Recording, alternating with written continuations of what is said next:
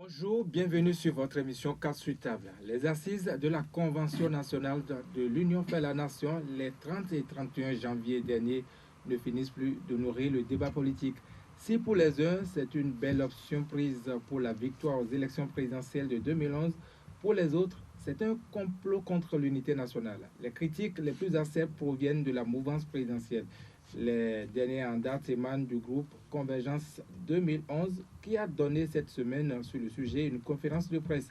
Pour en savoir plus sur les fondements de ces critiques, nous avons invité pour vous le président de la Direction nationale de Convergence 2011, M. Edgar Soupon. Edgar Soupon, vous le savez, est aussi le chef du cabinet civil du chef de l'État. Avec lui, nous allons évoquer bien d'autres sujets comme le remaniement ministériel, ou les déchirements observés ces derniers temps dans la famille mouvancière. Merci de prendre écoute sur CFM. Bienvenue à vous. Bonjour, bienvenue, monsieur Edgar Soupon. Oui, bonjour, monsieur DG Lavancé. Pourquoi vous vous êtes senti obligé de faire cette sortie médiatique le jeudi dernier après la Convention nationale de l'Union fait la nation? Merci.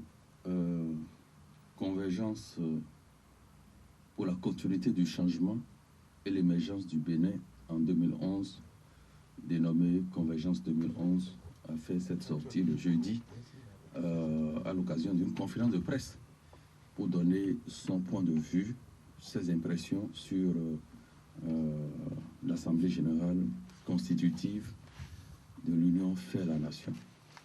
Et nous nous réjouissons, et d'ailleurs nous l'avons dit dans nos messages à cette conférence de presse, nous nous réjouissons de la naissance de l'Union fait la nation, parce que simplement dans un régime de démocratie intégrale, il faut bien sûr un pouvoir, mais une opposition en face. Également.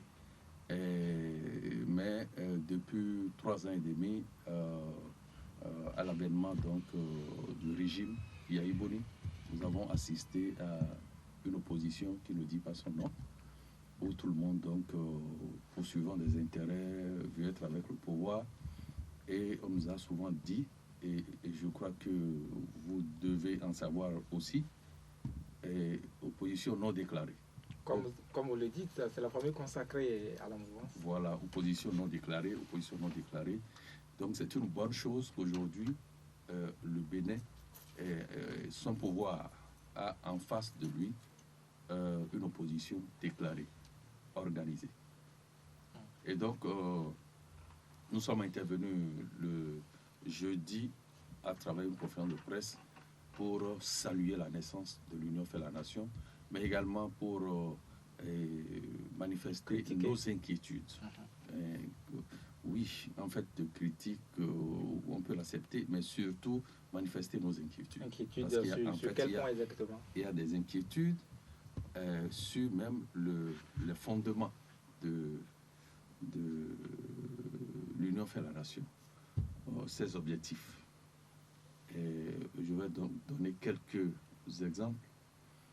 Et d'abord, le plus important, l'Union fait la nation est en campagne de sensibilisation, mais je dis en fait de sensibilisation, c'est l'intoxication, c'est la désinformation, c'est le sabotage. Et on ne peut pas fonder donc une force politique sur cet art que nous déplorons dans notre société. Et vous savez, la régionalisation de notre pays, la régionalisation politique de notre pays est une chose que nous avons bannie depuis très longtemps. Et la conférence des forces vives de la nation a mis l'accent sur cela à cause donc des gemmes de division que cela amène, à cause donc des risques de confrontation que cela amène.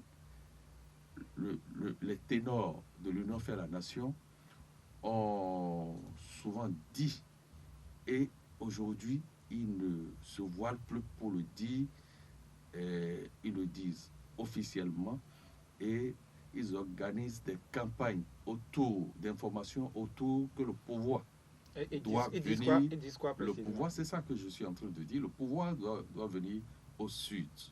Le pouvoir doit C'est-à-dire, venir au Sud. ils le disent dans des discours Clairement, publics, dans des discours publics. Je vous dis, par la composition de l'organe dirigeant, quelle que soit La direction nationale, de l'Union fait la nation, quelles que soient les explications qui ont été données pour justifier l'absence de ténor de la région septentrionale dans ce groupe, quelles que soient les raisons qui ont été avancées, ça ne passe pas selon Convergence 2011, à cause déjà donc de ce que et des idées qu'avance l'Union fait la nation, qu'il faut faire venir à tout prix le pouvoir au Sud. Même si ce n'est pas dans le discours officiel, au moins dans le discours officiel, au moins dans les différents messages que j'ai entendus directement moi-même, soit à la radio, sur les antennes de la radio nationale ou privée, ou les chaînes de télévision privées ou officielles, il a été dit qu'ils vont à tout prix prendre le pouvoir en 2011. À tout prix. Il dit ça va être un peu ça va être un peu difficile, mais l'objectif sera atteint à tout prix en 2011.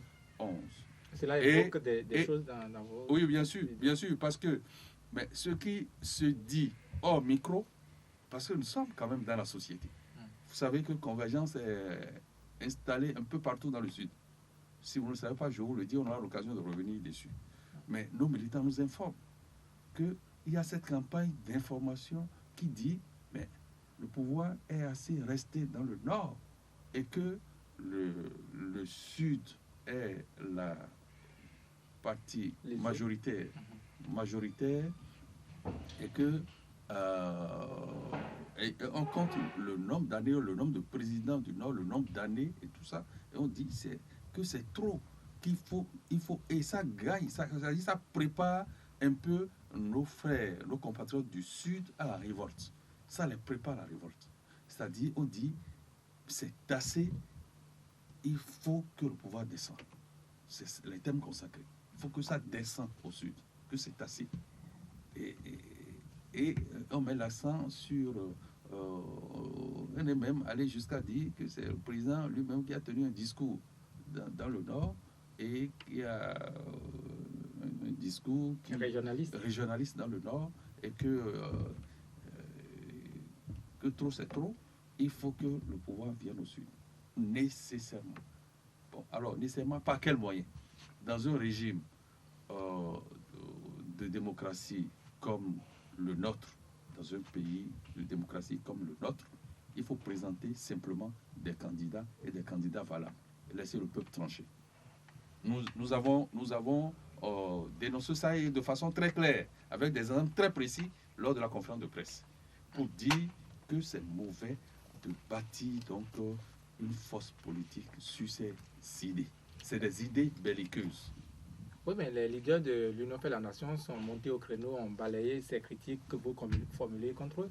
Est-ce que vous trouvez que c'est vraiment justifié, que cela suffit seulement qu'on ne trouve pas un leader du Nord dans le bureau national de l'Union fait la nation? Non. Pour trouver qu'ils sont régionalistes. Monsieur le journaliste, c'est pas seulement bureau dans l'organe dirigeant de l'Union fait la nation, même dans la composition de l'ensemble. Alors, ils ont retorqué que, comme vous avez dit, ils sont appelés à installer également des structures au niveau des départements, au niveau des communes. Il y en aura dans toutes les communes et dans toutes les régions. Nous attendons de voir, mais c'est eux-mêmes qui ont dit dans leur justif qu'ils ont tendu la main à des structures politiques du Nord qui ont décliné l'offre. Bon, nous avons dit, mais comment ils vont décliner l'offre? Il n'y a pas longtemps, ils étaient en convention à Poïko. Vous vous souvenez, ça doit être il y a 1 an. Mais il y avait quand même des responsables du Nord et tout. Mais pourquoi aujourd'hui le Nord a fait défection? Parce que ils ont des informations. Ils ont des informations. Et vous voyez, il y avait eu l'initiative de Savi en 2005. Vous savez que le président Jovi a rejoint le groupe parce qu'il a fait des rapprochements entre ce qui se fait maintenant et l'initiative de Savi, dont le président Jovi était donc l'initiateur. Et l'initiative de Savi, c'est à la veille des élections présidentielles de 2006, c'est ça, hein? L'initiative de Savi était pratiquement bâtie et créée sur ce fond-là de régionalisation du pouvoir, c'est-à-dire de faire revenir le pouvoir à tout prix ici dans le Sud. Seulement, en son temps, nous avions été contactés pour faire partie de l'initiative de Savi, et donc les fondements, nous avons décliné l'offre en son temps. On a fait partie des concertations, on a été appelé à l'initiative de Savi, et à la première rencontre déjà, avec tout ce que nous avons entendu, nous avons décliné l'offre. Donc, un peu, il ne faut pas qu'on se leurre. Nous avons juste commencé par crier pour dire, attention, ça ne nous amènera pas à bon port. Si nous partons déjà sur pied de guerre à ces élections qui arrivent dans un an, sur pied de guerre régionaliste, nous avons vu le Rwanda, parce qu'on dit on est majoritaire dans le Sud. Si on s'entend, hein, si on est ensemble, on est vraiment ensemble, que ça va être facile. On est majoritaire. Mais au Rwanda, il y a des Tutsis, il y a des Hutus. Les Hutus nombreux reprochent aux Tutsis minoritaires que c'est eux qui gardent le pouvoir. Vous avez suivi ce que ça a entraîné. Des gens qui sont entrés dans le maquis et qui ont dit, bon, ben, il faut faire la guérilla, il faut faire ceci, il faut faire cela. Et donc, nous voulons donc éviter cela à notre peuple paisible, très aimé par Dieu, pour que le peuple soit informé et soit vigilant et reste suffisamment vigilant pour ne pas céder donc ces chantages-là. Monsieur Edgar Soupon, est-ce qu'au-delà de ces critiques, l'Union fait la nation fait peur? Non. L'Union fait la nation ne fait pas peur dans la mesure où nous avons expliqué dans notre message lors de la conférence de presse que nous avions vu déjà plusieurs formes d'organisation politique de ce type-là dans notre pays. Nous avons donné des exemples. Et nous leur souhaitons du succès, bon vent, mais les risques qui les attendent, c'est l'éclatement. L'éclatement parce que... L'éclatement à quel moment? Après le pouvoir, après avoir pris le pouvoir? Oui, même avant. Ce qui les guette tout de suite là, c'est le choix d'un candidat, d'une candidature unique. Nous attendons aussi, nous prions pour eux et on attend de les voir. Nous avons notre candidat unique. À la mouvance présidentielle, nous avons notre candidat unique. Ça ne pose plus de problème. Nous souhaitons qu'ils dégagent aussi leur candidat unique. Et nous verrons. Donc c'est le premier risque d'éclatement qui attend là déjà.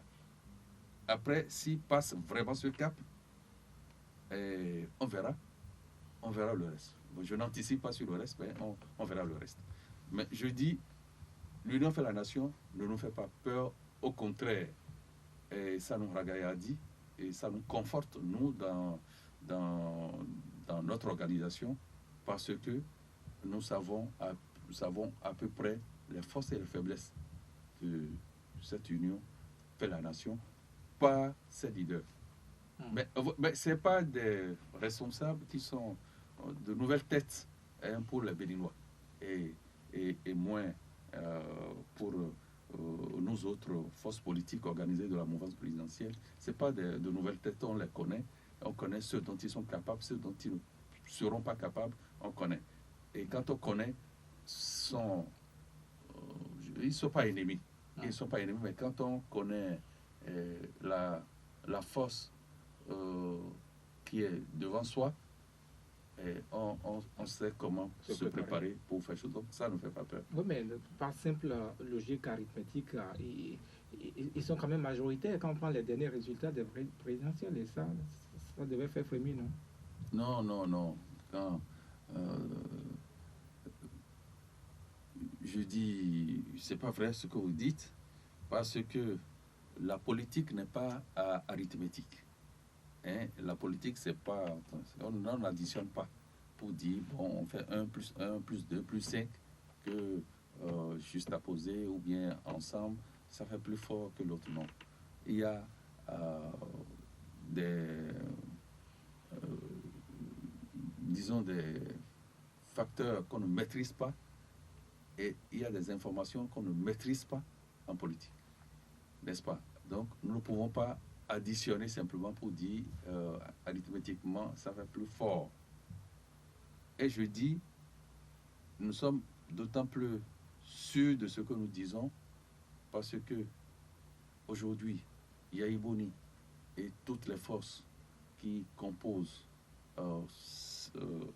la mouvance présidentielle, vous savez, prenez les élections législatives, les élections communales, vous saurez que en termes d'élus, la mouvance présidentielle a plus d'élus que cette force-là qu'on appelle Union fait la nation. Mais on va vous et quand même, puisque ce que vous allez prendre, c'est ces dernières élections-là que vous allez prendre.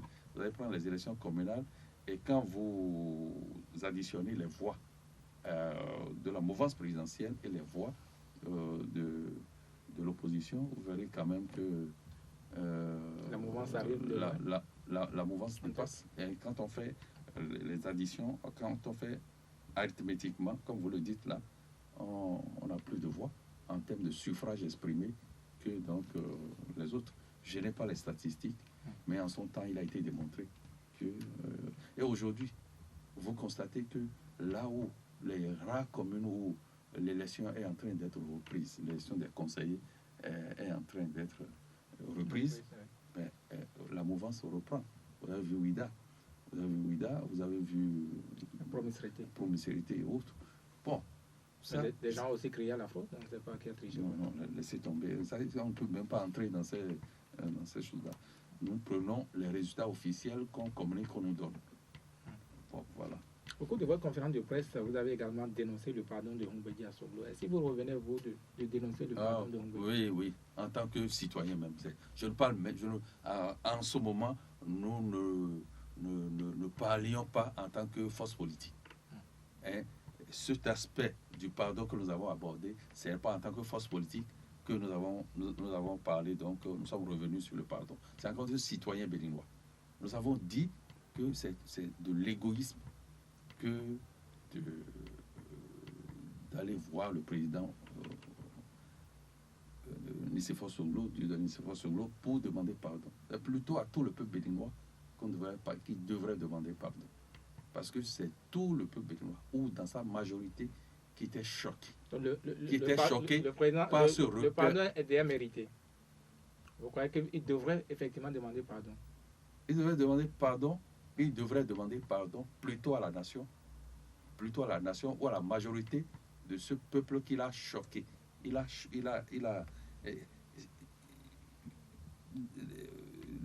peuple béninois, dans sa majorité, avait accepté difficilement ce report de voix.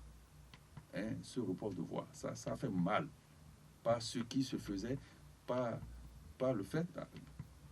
Bien sûr, le président Soglo est dans l'opposition aujourd'hui. L'Union fait la nation, n'est-ce pas? Pourtant, nous disons ce qu'il faisait à la tête de l'État en ce moment. Et l'économie qui reprenait petit à petit, les efforts de reconstruction, de modernisation du pays et tout ça, c'est tout le peuple béninois pratiquement qui était choqué et surpris par ce report de voix. Et ça a été manifeste. Vous voyez? Bon, donc, mais il devrait faire un message pour demander pardon à la nation. Je sais que c'est une personnalité de notre pays. Je parle du président Adrien Humbedi, une personnalité de notre pays qui ne sait pas ce qu'il veut. C'est pas ce qu'il veut. Parce que en dénonçant, en faisant ce pardon dans les thèmes approprié que nous avons consigné, il se met à dos le président Kérékou. Parce que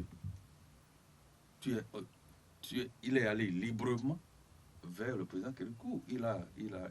Même si ce n'est pas lui qui est allé, que c'est le président Kérékou qui était allé vers lui et qui a demandé, il avait accepté en son temps. Il a appartenu en tant que Premier ministre à ce gouvernement.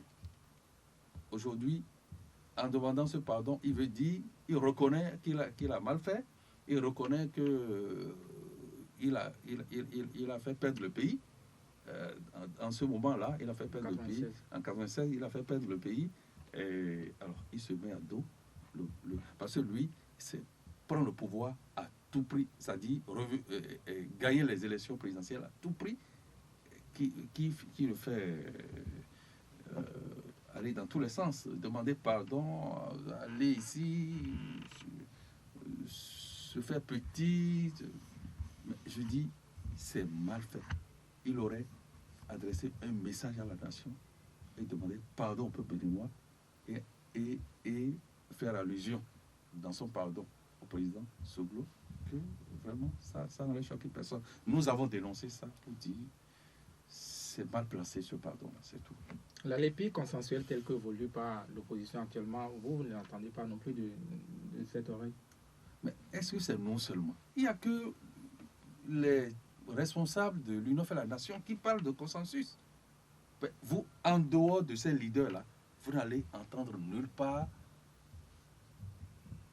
aucun responsable même. Oui, vous n'allez entendre consensus. Le consensus, par principe, c'est une vertu, non, monsieur Gassoukou? Oui, mais ils veulent quel consensus après avoir voté par consensus dans la loi qui organise à la lettre ce processus de la LEPI là.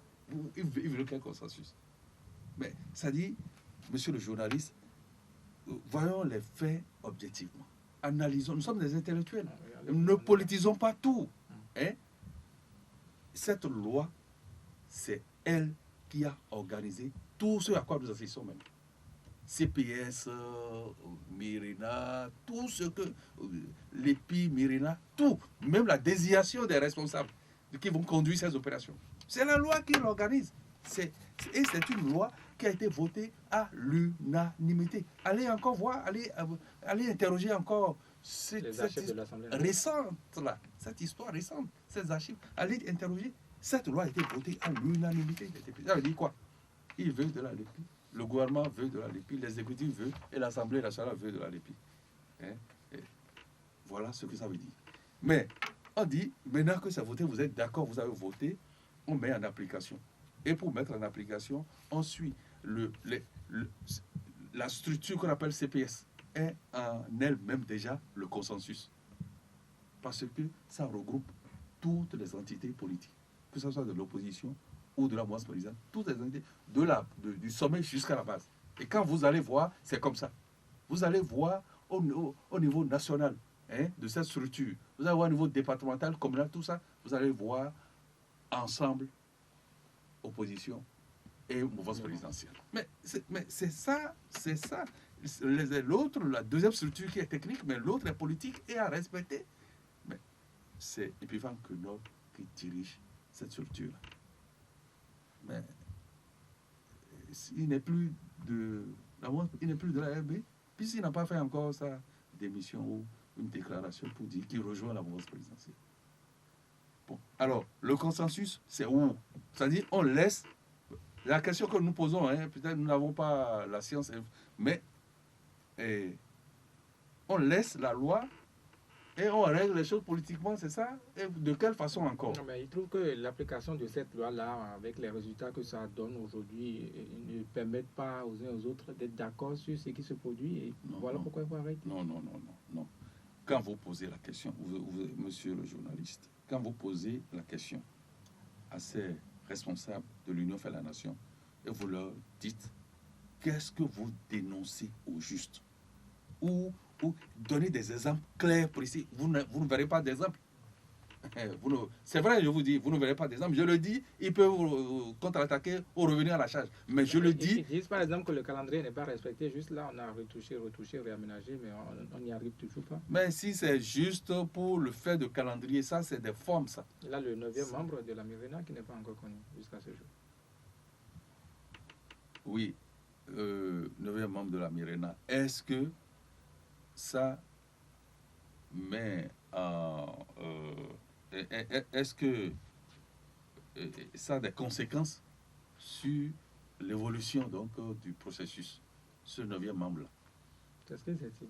Non, ça n'a pas de conséquences. Nous sommes 10 à faire quelque chose, ou 9 à faire quelque chose, et qu'il y a 8 déjà qui sont présents, qui sont là et qui travaillent. Et je ne pense pas qu'une seule personne peut retarder. Surtout que, ce que je dis, il y a des tests qu'on regarde et qu'on suit et qu'on travaille, et sous le contrôle donc d'une structure politique qui majoritairement est composée de l'opposition. Mais c'est ça. Quand vous voyez la structure, la CPS, c'est majoritairement composé de l'opposition. Et l'opposition qui dirige. L'opposition n'est pas majoritaire à la CPS, monsieur Edgar Soukou. Oui, mais moi je peux dire l'opposition est majoritaire parce que le pouvoir a concédé la direction de cette structure à l'opposition. Sans rechigner. On dit, c'est pour ne pas arriver à ce que nous déplorons maintenant. Qu'il y a eu toutes ces concessions de la part du gouvernement. Diriger, puisqu'ils ont réclamé, ils ont dit c'est nous qui dirigeons. Maintenant, on dit prenez. Bon, de toute façon, nous avons pensé que ces leaders veulent une chose et en même temps son contraire. Ils veulent une chose et en même temps son contraire. Ça veut dire, c'est de propos délibérés, c'est-à-dire ils ont choisi délibérément donc passer à côté, parce qu'ils sont en train peut-être de voir, mais nous voulons la LEPI, mais est-ce que à terme cela nous arrange?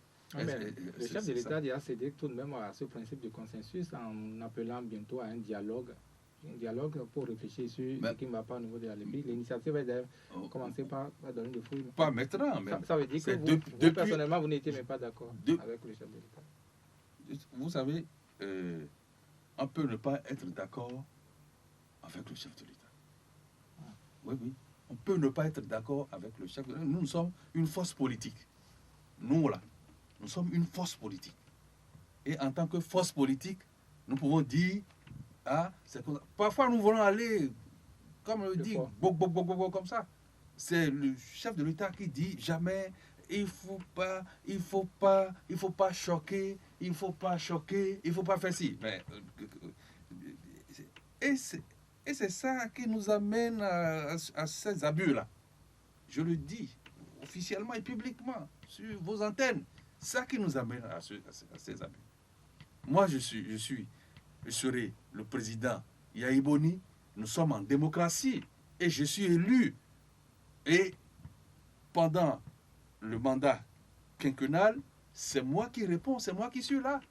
Je compose avec le groupe que j'estime adhère à ma vision, et puis je finis mon mandat, je réponds.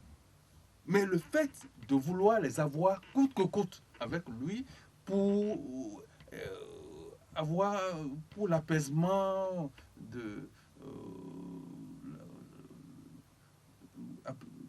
un climat d'apaisement politique, avoir tout le monde avec lui, non, c'est ça qui fait qu'ils abusent. Parce qu'ils prennent cela comme une faiblesse. Ils n'aiment pas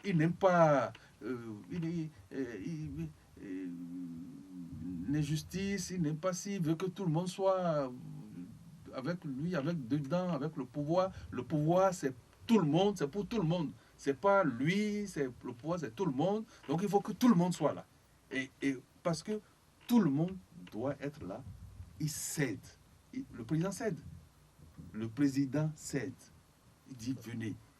Mais cette grande rencontre de toute la famille politique, opposition comme chose là, c'est depuis longtemps que le président, même avant leur rencontre à Boycon. On n'est même pas encore à la rencontre aujourd'hui. Non, à vous entendre, on a l'impression que c'est vous qui retardez cette table ronde. Non, la table ronde est décidée depuis par le ministère chargé des relations avec les institutions et le gouvernement. C'est décidé depuis. Mais c'est ces leaders de l'opposition qui disent d'attendre. On a pu faire ça depuis un an. Ils même le savent, ce que je dis, ils le savent. Depuis un an, c'est demandé déjà. Le gouvernement, par le ministère chargé des relations avec les institutions, organisait depuis, mais tout ça, puisque la LEPI se discutait depuis un an, depuis déjà. Et on a dit, bon, retrouvons-nous pour échanger globalement sur les grands problèmes de la nation, ainsi de suite. Et la LEPI est un grand problème de la nation, donc retrouvons-nous pour échanger. C'est eux qui retardaient. Depuis, ils retardent pour dire non, ils ne sont pas prêts. Ils ne sont pas prêts. Ce n'est pas une initiative, monsieur Gassou. Quelle initiative? L'initiative de ce dialogue, de cette table ronde, ce n'est pas l'opposition. Oui, mais c'est le gouvernement qui a proposé que, bon, mais on se voit. Mais bon, maintenant, il leur a plu aujourd'hui qu'on réalise un consensus. Le chef de l'État a dit d'accord. Et donc, on y va. Et donc, on verra bien ce qui va se passer. Mais, je dis, le président doit gérer le pays selon sa vision et avec ceux qui sont prêts à l'accompagner dans cette vision. Le président est élu démocratiquement et nous sommes dans un régime démocratique. Le président est élu démocratiquement. Il doit avoir une opposition en face et le pouvoir qui gère le pays selon sa vision et ceux qui sont prêts à l'accompagner dans cette vision. Point. C'est fini. C'est comme ça que je vois la chose. Donc, quand le président veut leur tendre la main, ils n'ont qu'à venir, le pouvoir, c'est nous tous, c'est le Bénin, ça nous appartient à tous, ainsi de suite. Bon, les gens interprètent comme ils veulent et en abusent, allègrement en abusent. Mais on devait saisir cette opportunité. Le pouvoir même l'opposition devait même saisir cette opportunité pour dire voilà quelqu'un qui est élu démocratiquement, qui est là, mais qui veut quand même que le pouvoir soit la chose de nous tous. Et donc, au moins pour ce temps-là, ça doit être un apaisement politique où tout le monde apporte sa pierre à la chose. Mais ils ne peuvent pas exploiter ça là contre lui pour lui faire mal à la nation, faire mal au pays, et on peint tout en noir. Tout ce qui se fait est peint en noir. Mais alors, qu'est-ce que vous direz quand la loi de l'abrogation de la LEPI à l'initiative actuellement à l'Assemblée nationale va aboutir? Qu'est-ce que vous allez dire? Mais est-ce que c'est bon ça? Est-ce que c'est bon? Est-ce que c'est patriote? Nous avons voté une loi. Nous voulons déjà son abrogation. Pour quels objectifs? Pour quel patriotisme? Pour quel amour de la patrie? Mais c'est ça. Pour quelle éthique et quelle éthique politique? C'est pour ça que je dis, on ne peut pas vouloir d'une chose et en même temps son contraire. Parce que organiser les élections dans le désordre pourrait amener à ce qu'on ne voudrait pas. Mais c'est ça, c'est Assoba de l'ONG Al-Qaïda a dit, mais aller contre la LEPI, c'est vouloir organiser les élections dans le désordre. Et moi, je l'appuie dans ça. Oui, mais il vous retourne que Yahya Boni a été élu sans la LEPI. Oui, mais Yahya Boni a été élu sans la LEPI, d'accord. Mais les choses n'iront pas toujours comme on le souhaite. Les choses ne vont pas toujours comme on le souhaite. Ça peut tourner au vinaigre. Parce que vous savez, les contestations, c'est moi qui suis élu, on a volé ma voix, on a fait ci, on a volé nos voix. Je ne vais pas accepter tout ça. On dit, il y a une manière d'organiser des élections propres. Et tous, nous avons adhéré à cette manière-là. C'est ça, la LEPI. En parlant de la LEPI, une fois vous avez déjà dit que eh bien, sans LEPI, il y aura guerre civile. C'est ce que vous dites encore, c'est bon. Non, je ne dis pas forcément que sans l'épée, il y aura guerre civile, mais je dis les choses n'iront pas toujours comme souhaité. C'est pas moi qui sais, c'est ça. Demain, là, nous ne savons pas ce qui va se passer. Demain, nous ne savons pas. Bon, nous avons dit, s'il y a des précautions que nous-mêmes nous pouvons prendre pour prévenir certaines choses, éviter certaines... Prenons ces précautions, c'est tout. C'est gouverner, c'est prévoir. Mais on ne va pas dire, et l'EPI, ce n'est pas du temps du président Yahya Boni. L'EPI, le président Yahya Boni vient donner corps à l'EPI. Mais l'EPI, ça date du temps du président Kérékou déjà. Bon, donc, gouverner, c'est prévoir.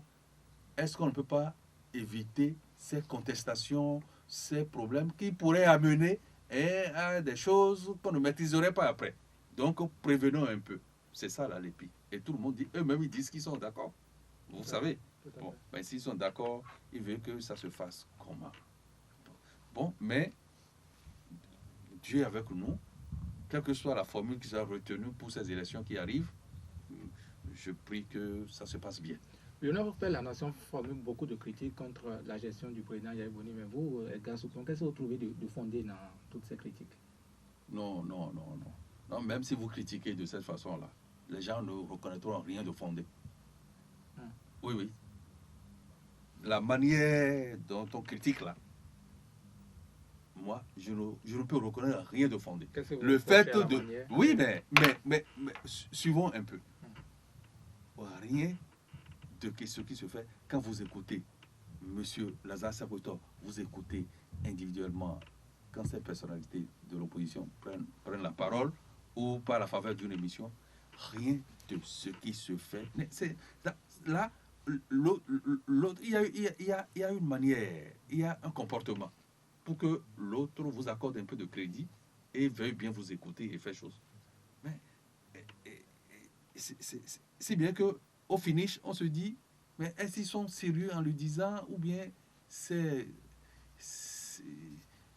la malhonnêteté politique qui fait dire tout ça?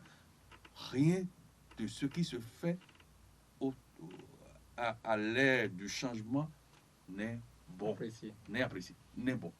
Je n'ai jamais écouté microcrédit, ils ont dit 0.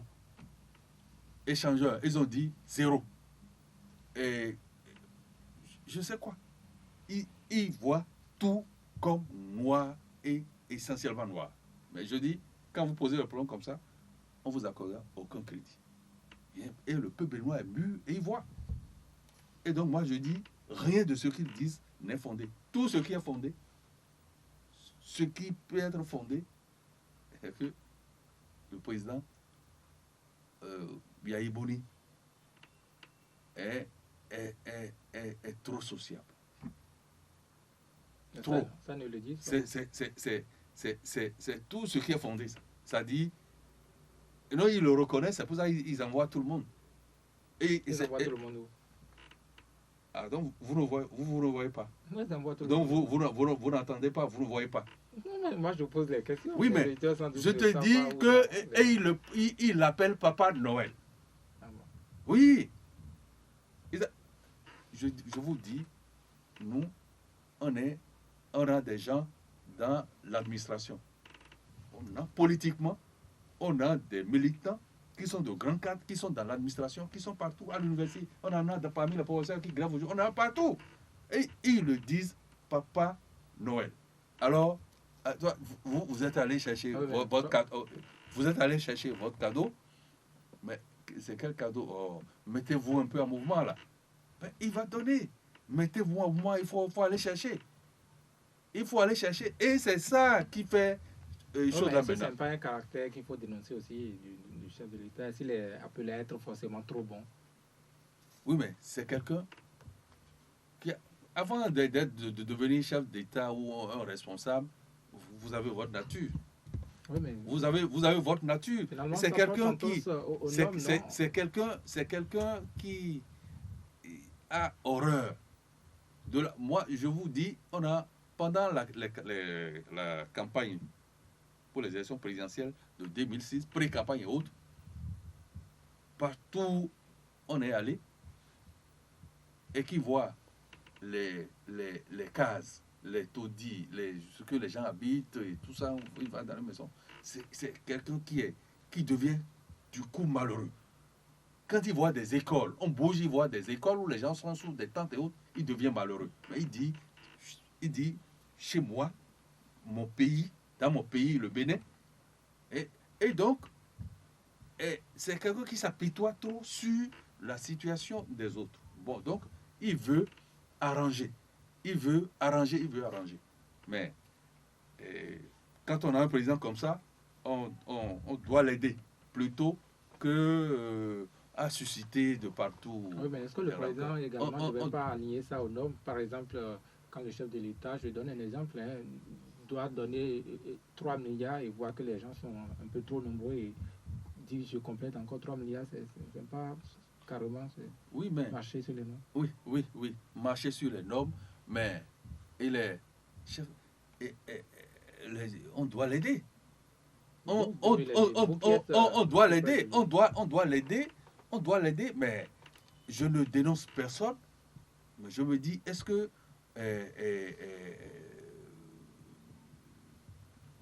ceux qui doivent le faire le font? Parce que un président, si je suis président, vu ma nature déjà, de quelqu'un qui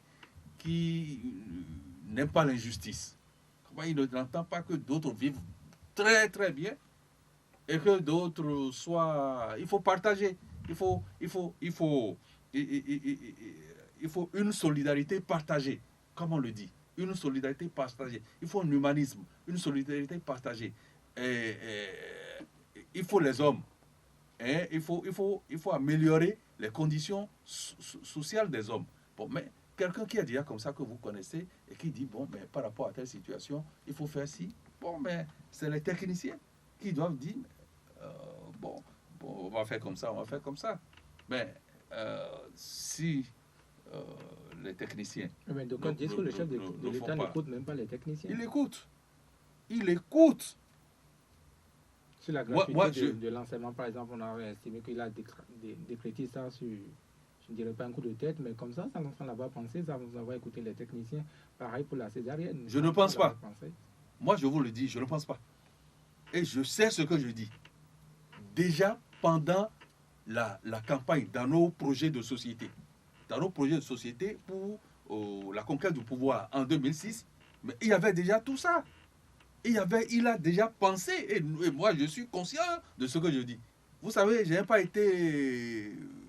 des moindres dans les structures et dans tout ce qui a toute l'organisation qui a mené aux élections de 2006. J'ai été secrétaire général de la première structure qui a laissé place à la direction nationale de campagne. On appelle ça Bureau central intérimaire, BCI, dont Moïse Messan a été président, moi secrétaire général. Il y a d'autres grands responsables du pays qui ont été vice-présidents et autres. Nous avions managé, nous connaissons les textes que nous avons préparés. Il y avait déjà la gratuité de l'enseignement. Déjà, on ne peut pas dire que c'est du temps où ça a été décrété que c'est venu. Il y a déjà cette idée en préparation. Il y a déjà la santé, rendre la santé plus accessible. Il y a tout ça. Tout ce que le président Boni Yahi son gouvernement crée aujourd'hui était déjà en miniature pensé pendant dans nos projets de société. C'était pensé. Gouvernance concertée, tout c'était retenu déjà. Vous l'avez dit tantôt, vous n'avez pas peur du candidat unique de l'Union fait la nation, mais et le probable candidat Abdoulaye Biotchani? Non. Pourquoi avoir peur? Mon frère, pourquoi avoir peur d'un candidat? Mais ça ne se justifie pas. Ça ne se justifie pas. Quand vous êtes une force organisée, nous avons nos stratégies, nous avons nos moyens, nous avons notre vue sur comment prendre le second quinquennat. Non, c'est pas... C'est sincère. C'est sincère parce que M. Abdoulaye Biotchani, qu'on appelle ABT. ABT. ABT. Je me demande c'est-à-dire, par quelle alchimie,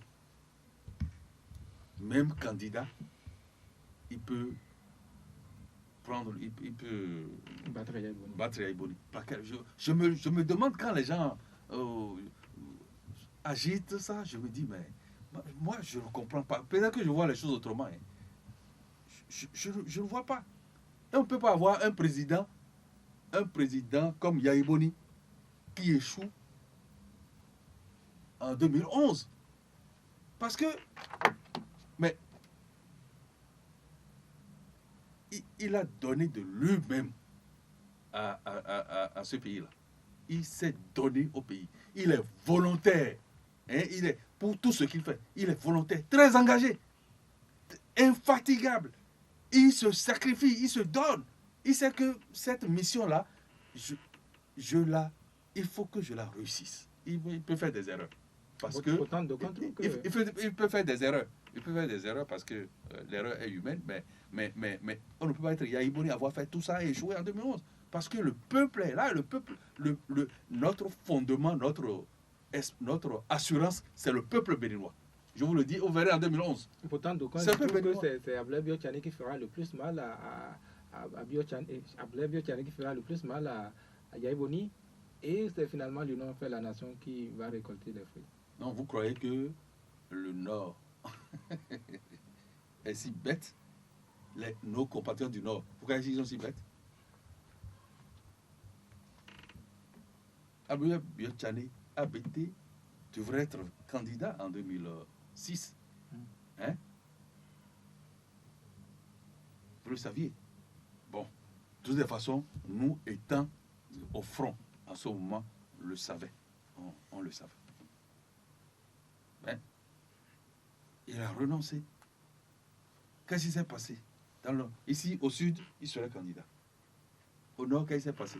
On ne sait pas. Mais il y a renoncé. Aujourd'hui, il refait surface. Mais je dis, même s'il doit être candidat, même s'il ne doit pas renoncer à sa candidature, vous verrez comment le Nord va trancher. Le Nord va trancher. Moi, j'ai confiance à nos frères du Nord et j'ai confiance à nos frères du Sud ici. Donc le Nord va trancher. Cette candidature, vous ne croyez même pas que Abdoulaye Biotchane finalement va poser sa candidature? Je vous dis que pour moi, même si, encore que ce n'est pas évident, mais même si il était dans la course, même s'il sera dans la course, dans un an, je vous dis, vous verrez. Vous y mettez assez de doutes et c'est à corroborer la thèse de ceux qui pensent que tout se fait au palais pour que Abdoulaye Biotchane ne pose pas sa candidature. Non, aucun acte n'est posé. Parce que vous savez, Abdoulaye Biotchane est quand même une personnalité, a le courage de ses idées, a le courage de ses initiatives. Et donc, mais chacun, ces deux personnalités du Nord doivent se référer à leur base. Et c'est pour ça que tantôt je dis, même si il doit être dans la course, le Nord va trancher. Nos frères du Nord, ils vont trancher. Ça ne me fait pas peur. En tout cas, à Convergence 2011, nous n'avons pas peur de la candidature de ABT. Nous n'avons pas peur. Monsieur Edgar Soupon, vous qui êtes presque au quotidien aux côtés du chef de l'État, dites-nous, c'est pour quand exactement la formation du nouveau gouvernement? La formation du nouveau gouvernement, je ne pourrais pas le dire que c'est pour telle date. Mais je sais que c'est une chose certaine que le président va faire une nouvelle équipe gouvernementale. Mais on ne pourra pas dire que c'est à telle date, parce que la formation d'un gouvernement n'est pas ça qui dirige l'État. Le gouvernement dirige le pays, la nation.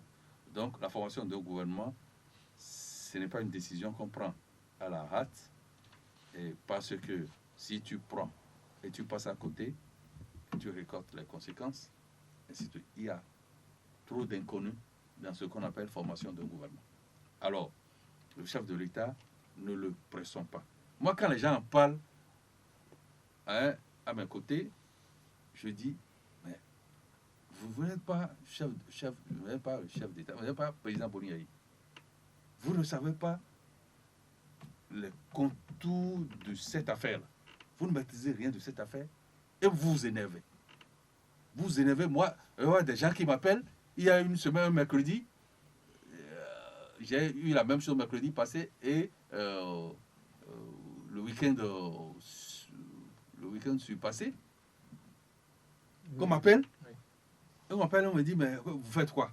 Mais pourtant, tout le monde, on est à la télé depuis, vous l'avez annoncé. Mais pourquoi vous faites quoi pour sortir ça? Hein, pourquoi? Ben, il dit, mais qu'est-ce que vous racontez comme ça? Mais c'est pas si simple former un gouvernement. Mais nous sommes à 1 an des élections présidentielles. Ben, il faut s'entourer de toutes les précautions pour sortir un gouvernement. Mais sinon, autant aller avec l'équipe qui est là. Autant aller avec l'équipe qui est là. Et après les élections, former un nouveau gouvernement. Autant aller avec l'équipe qui est là et à la fin, former un nouveau gouvernement. Et selon vous, quels sont les critères auxquels devrait obéir la formation de ce nouveau gouvernement pour ne pas faire trop de tort à Yahya Boni, président Yahya Boni? Bon, je crois qu'il faut qu'il tienne compte de l'engagement, de l'engagement sincère, éthique, morale et tout, en faveur de sa vision. La détermination à l'accompagner vraiment dans ce qu'il souffre.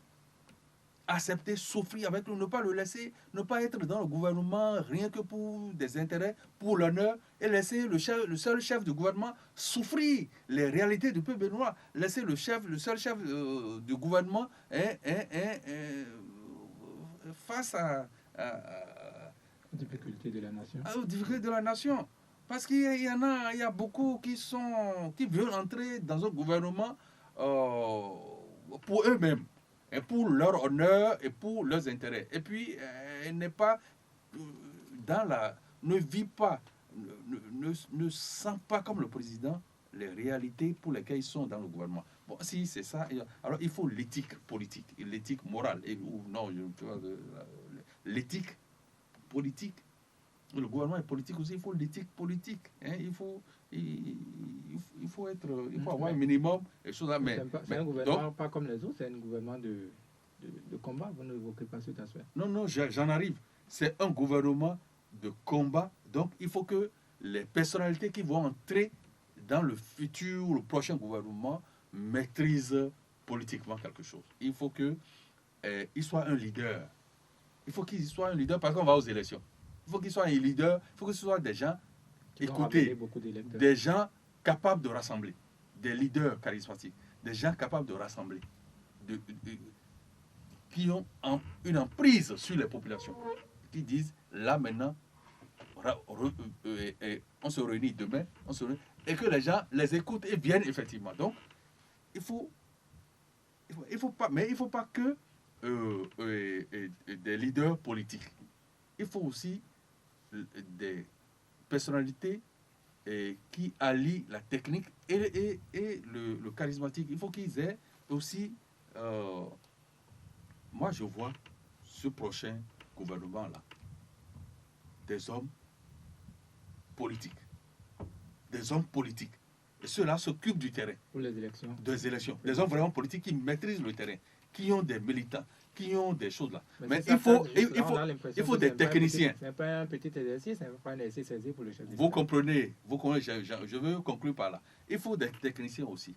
Parce que ce budget-là, il faut que ça soit bien exécuté. C'est un budget spécial. Ce budget-là. Un budget de défi. Budget de défi. Budget qui prouve aux bailleurs de fonds et autres que nous entendons les signaux qu'ils envoient. Nous écoutons. Nous sommes réceptifs aux signaux que les bailleurs de fonds envoient, les institutions internationales envoient. Donc, des techniciens aussi capables d'exécuter bien de façon correcte ce budget-là. Il faut ça. Mais comme nous allons à une élection et que l'élection aussi est un grand défi pour nous, il faut des personnalités politiques qui maîtrisent un peu le terrain politique de notre pays pour l'accompagner à ces élections. Donc, moi, je vois. Maintenant, qu'on soit personnalité politique ou technicien, qu'on ait un minimum de morale, hein, de bonne morale. En face de vous, la tendance est plutôt au regroupement, mais on a l'impression qu'à la mouvance, on se déchire, ou du moins on a évoqué aussi un regroupement, mais aujourd'hui on n'a pas ce regroupement. Combien de regroupements politiques il y a aujourd'hui finalement autour de Yaya Boni? Bon, il y a trois. Il y a trois regroupements aujourd'hui dont on parle de plus en plus. Mais je vais faire une petite observation. Okay. Bon, je parle d'abord des trois, mais je vais faire une petite observation. Il y a l'UMPP, il y a FCBE, il y a Convergence 2011, qui sont dans leur composition pas des partis politiques, mais des assemblages de forces politiques, mouvements, partis, bon, donc qui font. Mais l'UMPP, l'Union de la majorité présidentielle plurielle, est plus un cadre de concertation que une structure de combat, un regroupement politique de combat. C'est un cadre de concertation. C'est-à-dire, ça permet à toutes les forces de la mouvance de se retrouver et d'échanger, de discuter de problèmes, hein, de discuter de stratégies de problèmes, et on se sépare. C'est pour ça que l'UMPP ses statuts disent un cadre de concertation ne l'autorise pas même à installer des structures. UMPP départemental, UMPP non. C'est un cadre de concertation. Tandis que les deux autres regroupements, FCBE, Convergence 2011, sont des structures de combat politique, des regroupements politiques de combat qui doivent installer, en fait, qui doivent faire l'occupation permanente du terrain. Et c'est un peu comme ça. Est-ce que le regroupement en face, ça vous a inspiré, et comme certains l'ont dit, à faire aussi un grand ensemble à la mouvance? Non, vous savez, les stratégies sont relatives, monsieur le journaliste. Les stratégies sont relatives. Peut-être qu'ils pensent là-bas qu'il faut faire comme ils le font là. N'est-ce pas? Pour avoir quelque chose. Pour avoir quelque chose. Pour avancer un peu. Mais nous, dans notre composante, ou dans nos composantes actuelles, c'est notre stratégie également, d'occupation du terrain. Vous voyez ce que je dis? Là où FCBE n'est pas, Convergence est là. Convergence est là. Convergence n'est pas censé. Convergence n'est pas encore à tel endroit, par exemple, FCBE est là. Ça, c'est notre stratégie. Et nous avons une structure qui nous rassemble tous. Est-ce que cela participe d'une stratégie aussi, cette naissance sans fin de partis politiques à la mouvance? Non, je vous dis que c'est vrai. C'est vrai que ces derniers temps, on voit des partis naître un peu partout, ou même nos ministres. Nos ministres du gouvernement, ils veulent aider le chef de l'État en créant leur parti dans leur milieu pour accompagner le chef de l'État, pour l'aider. Tout ça là relève d'une stratégie électorale. Une stratégie électorale. Vous êtes sûr que ça va apporter des résultats, ça? Oui, mais ça ne veut pas dire qu'ils sont divisés. Ça ne veut pas dire non, il y a un cadre. Nous avons tout prévu. Il y a un cadre qui nous regroupe tous, c'est l'UMPP. L'UMPP regroupe tout le monde et dit voilà. Et chacun prend les instructions et les écoute à son niveau. Mais c'est ça. On a tout prévu. Ça veut dire que les gens créent un peu partout et il n'y a aucune instance où ils se retrouvent pour échanger. Non, il y a d'instances. Il n'y a aucun cadre où ils se retrouvent pour échanger. Non, il y a de cadres où ils se retrouvent tous pour dire, bon, voilà. Bon, Convergence 2011, recevez ces instructions. FCBE, bon, les partis individuels, les partis qui ne sont pas encore dans un regroupement, Et bon, et voyez, faites ci, faites ça, faites ça. Et chacun prend ses instructions et les exécute à son niveau. Et on se retrouve, on refait le point. Oui, et donc, on n'est pas obligé donc, de tout fondre en un pour dire que non. Les stratégies sont relatives. L'un des problèmes auxquels on n'arrive pas encore à trouver solution, le cadre de concertation, c'est par exemple les divisions un peu partout, à Savalo, à Franco, un peu partout, même au nord. Il y a beaucoup de divisions à la mouvance. Vous ne croyez pas que ça, c'est pour vous faire tort finalement? Même dans une famille unie, une famille même pas polygame, une famille monogame, il y a donc ce petit problème où les enfants posent de petits problèmes. Et puis le père de la famille les réunit et dit, bon voilà, j'apporte telle solution, j'apporte telle solution. Je crois que c'est ce qui se passe. Vous minimisez les choses. Non, vous ne croyez pas que ça va être très préjudiciable? Oui, je ne minimise pas. Là où c'est fort ou très accentué, le leader charismatique de tout l'ensemble, qu'est le docteur Boniaï, s'emploie à les régler. Et il se fera entendre quoi? Oui, il se fera entendre, puisque si vous réclamez, puisque aucun de ceux qui posent quelques problèmes n'a dit encore, bon, moi je suis à l'écart, je ne suis plus de la mouvance. Non. Donc, puisqu'ils le reconnaissent toujours comme étant de lui, se réclamant toujours de lui, donc ils vont entendre ce qu'il dit. Je vais être succinct. Et il y a M. Kounoko Vitorien qui est très mal à l'aise parce qu'il dit qu'il a les maux de ventre. Quand on dit que le gouvernement Yaïboni est en marche, tout ça, et il a parlé de 200 millions parce que nous disons que avec Kérékou, ça ne va pas, ça n'allait pas, et que nous parlons de 200 millions trouvés dans la caisse. Non, personne. Nous n'avons jamais, depuis que nous sommes arrivés au pouvoir, vertement comme ça, critiqué le président Kérékou pour dire que non, c'est mauvais, c'est ceci. C'est pas de... ce n'est pas de l'habitude du président Yaïboni de critiquer ses prédécesseurs pour dire que nous savions que dans un passé récent, quand le président Soglo était au pouvoir, a tout le temps tiré sur le président Kérékou, régime noir et tout ça. Vous n'allez jamais entendre le président Yaïboni vilipender le président Kérékou. Au contraire, lui, il sait que gouverner, c'est difficile. Lui, il sait ce qu'il subit. Et il se dit, ils ont dû subir ça aussi. Oui, ils ont dû subir ça. Donc, mais en faisant l'état des lieux, on a parlé de 200 millions trouvés dans la caisse. Ça, c'est une réalité aussi que il y a eu cette affaire de 200 millions. Bon, donc, ça, c'est une vérité aussi.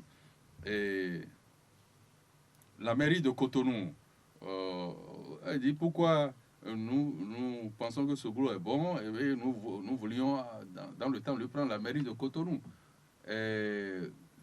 C'est une élection, M. Vitorien Kounouko, c'est une élection où la Renaissance du Bénin est en liste et est dans la course et FCBE est dans la course. Et donc, il est normal que FCBE étant une structure politique qui n'est pas confondue à la RB, veuille bien positionner des candidats et veuille bien réussir et prendre la mairie de Cotonou. Donc ça, on n'a pas de tort en tant que force politique de vouloir gagner les élections à la mairie de Cotonou. Le peuple souffre. Tout le peuple ne peut pas être... Nous sommes plus de 7 millions. Tout le monde ne peut pas être... Les doigts ne sont pas égaux. Les doigts de la main, les 5 doigts ne sont pas égaux. Donc, chacun vit comme il doit vivre. Mais le peuple béninois, dans sa majorité, apprécie quand même le président Yaïboni dans ce qu'il fait, dans son engagement à à alléger leur souffrance, dans son engagement à améliorer leurs conditions de vie. Eugène arrangé, bon, tout ça, et il demande que ça ne va pas partout parce que dans les microfinances, il y a scandale, 48 millions. Ça reste à prouver, à vérifier. Je ne peux rien dire de ce côté-là parce que quand je ne maîtrise pas quelque chose, je n'en parle pas. Le 48 millions, bon, qui est parti peut-être, je n'ai pas l'information, je ne peux pas en parler. Mais quand nous disons que le chef de l'État va revenir, c'est pour qu'on ne recule pas, pour que le Bénin ne recule pas en 2011. Vous savez, c'est bien lancé, il faut donner le second mandat constitutionnel pour ne pas reculer. Parce que c'est du tort que nous faisons à notre pays. Quand quelqu'un commence, je ne sais pas, cette malédiction-là, qui veut que, bon, mais quand la chose commence et que c'est bien, et qu'on veuille toujours reculer, tirer par le bas. Monsieur Clément, qui est revenu, a dit qu'on oriente mal, les conseillers orientent mal. Le chef de l'État. Le chef de l'État, non, c'est Célestin qui a dit ça. Bon, alors, mais monsieur Clément aussi dit qu'on gagne. On gagne les élections. Non, mais quand le peuple s'aperçoit, quand une localité s'aperçoit qu'il s'était trompé, parce que les élections communales, c'était en 2008, mais si le peuple perçoit qu'il s'est trompé et que vraiment, il faut donner du courage à Iboni et que dans la reprise des élections, ils pensent qu'ils se sont trompés de choix. Ce n'est pas nous, c'est pas le président Yahi qui est allé voter, ce n'est pas moi, conseiller ou chef cabinet, qui suis allé voter ou qui est allé voter dans tel, c'est pas moi. Donc, tout ça là, c'est des signes ou simplement, disons, des faits qui nous prouvent que nous faisons bien et qu'en 2011, nous aurons donc un nouveau mandat du peuple pour continuer. C'est tout. Monsieur Guézo-Menvo, quant à lui, a fait une contribution. Il ne veut pas la guerre, mais il a dit quand même, demander, c'est une femme, c'est une femme, oui, Madame Guézo. Sans la LEPI, est-ce que l'élection ne peut pas avoir lieu? Je la remercie, je remercie d'ailleurs tout le monde pour les questions. C'est par là que j'aurais pu commencer pour les questions qui ont été posées et remercie particulièrement Madame pour sa contribution et dit que sans la LEPI, il n'y avait pas eu la LEPI dans les élections que nous avions organisées. Donc on peut toujours organiser les élections, mais nous voulons prochainement des élections crédibles, transparentes, crédibles, qui honorent plus notre peuple et qui lui évitent donc la guerre et autres. C'est pour ça que nous mettons l'accent sur la LEPI. Et puis Daniel, bon, la jeunesse. Il appartient à la jeunesse donc de désigner ses leaders. Nous pouvons les aider. Et Daniel aussi, vous pouvez aider la jeunesse. Je sais pas si vous êtes jeune, mais vous êtes jeune, vous pouvez donc apporter votre contribution pour que la jeunesse soit bien dirigée. Et avoir des leaders honnêtes, de bons leaders. Mais quant à nous, aux côtés du chef de l'État, il y a Eric Adja, il y a d'autres qui s'emploient à ce que la jeunesse puisse avoir de bons leaders. Mais, vous savez, la jeunesse, c'est une période de la vie il y a un peu donc d'agitation et tout ça, mais nous pensons que nous allons aboutir. Oui, je crois que essentiellement... Daniel Alouboué faisait savoir également que autour du chef de l'État, il y a ceux-là qui l'aident et ceux-là qui... Ah, c'est vrai. C'est vrai. On ne peut pas éviter. Moi, je suis honnête dans tout ce que je dis. Je suis honnête dans tout ce que je dis. Il peut y avoir qui peut-être n'arrive pas à poser des actes ou à faire ce qu'il doit faire pour que... C'est pour ça, tantôt, je disais dans ma déclaration que en tant que collaborateur du chef de l'État, il faut souffrir avec lui ce qu'il souffre. Et il faut se mettre dans sa peau, dans sa chair, et comme lui se met dans la peau, dans la chair du peuple béninois et souffre avec le peuple, il faut se mettre dans sa peau et souffrir avec lui. Mais il peut y avoir qui ne soient pas nécessairement dans cette logique et qui font un peu de travail technique. ils sont là, pure technique. Il faut être, en tant que collaborateur du chef de l'État, il faut être technique à la fois et politique à la fois. Et donc, vivre tout avec lui, tous ces états avec lui. Et donc, voilà ce que je veux dire à ce niveau. Et puis, dernier, Célestin.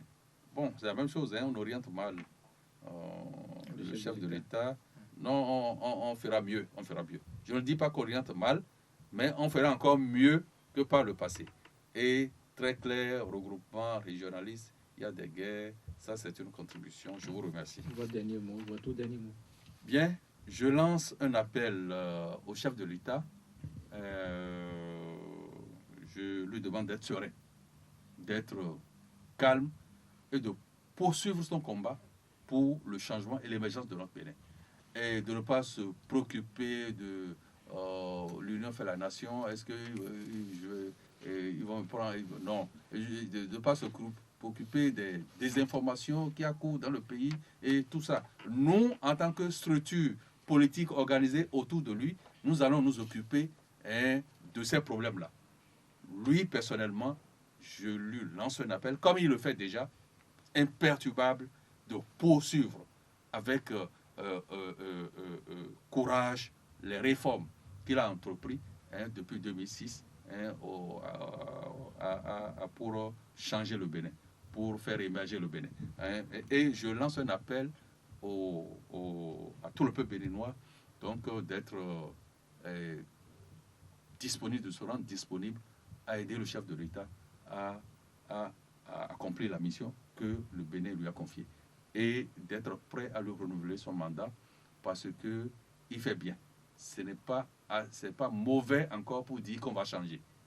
On dit souvent l'équipe gagne, on ne change pas. Yaïboni gagne et il fait avancer le Bénin. Il faut le soutenir et lui renouveler son mandat. C'est ce que je demande au peuple, mais aux forces politiques opposées, je leur demande, même dans leur opposition, un peu plus de patriotisme dans leur opposition. Je vous remercie.